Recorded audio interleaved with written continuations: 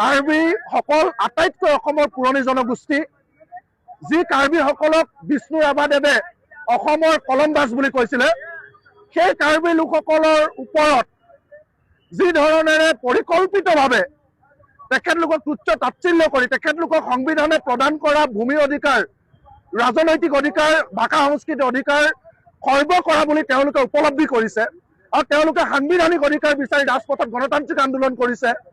সেই আন্দোলনৰ ওপৰত পৰিকল্পিতভাৱে যি আক্ৰমণ চলিছে সেয়া কেতিয়াও সহ্য কৰা নহ'ব। আপোনালোক সকলোৱে জানে যে কাৰ্বিসকল অসমীয়াৰ ভাই ভাই।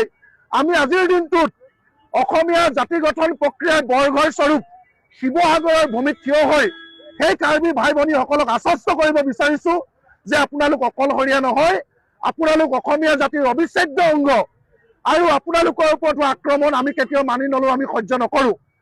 হয়, কাৰ্বিসকল তেওঁলোক জনগোষ্ঠীয়ভাৱে কাৰ্বি, কিন্তু জাতি হিচাপে তেওঁলোক অসমীয়াৰ অবিচ্ছেদ্য অংগ। আৰু তেওঁলোকৰ ওপৰত যি চাইনিজ কাৰ্বি গ'বেক বুলি একাংশই তেওঁলোকক এনেকৈ তুচ্ছ তাচ্ছিল্য কৰা, শ্লোগান দিয়াৰ ধৃষ্টতা দেখুৱাইছে, তেওঁলোকক অনতিবিলম্বে গ্ৰেপ্তাৰ কৰিব লাগিব। আমি আচৰিত হৈছো যে অসম আৰু উত্তৰ পূৰ্বাঞ্চলৰ জনসাধাৰণক একাংশ উত্তৰ ভাৰতীয় চাইনিজ বুলি উপলুঙা কৰে আমি দেখি আহিছিলো, কিন্তু অসমৰ মাটিত থিয় হৈ এনেকে অসমৰ ভূমিপুত্ৰক কাৰ্বিসকলক চাইনিজ গ'বেক বুলি ক'ব, এইটো কেতিয়াও আমি সহ্য কৰিব নোৱাৰো। তেওঁলোকৰ ৰাজনৈতিক অধিকাৰ সুৰক্ষিত কৰা অসম চৰকাৰৰ দায়িত্ব। আজি সাংবিধানিকভাৱে 6 শিডিউল 6ষ্ঠ অনুসূচীৰ জৰিয়তে তেওঁলোকক এই অধিকাৰ দিয়া হৈছে।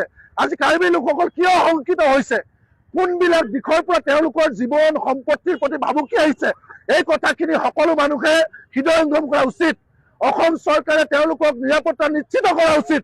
তাকে নকৰি তেওঁলোকৰ গণতান্ত্ৰিক আন্দোলনক এহাতেদি খৰ্ব কৰিব, অন্য হাতেদি উত্তৰ ভাৰতীয় এখিনি মানুহে ক'ত সাহস পালে যে এনেকৈ তেওঁলোকক ধমকি দিব।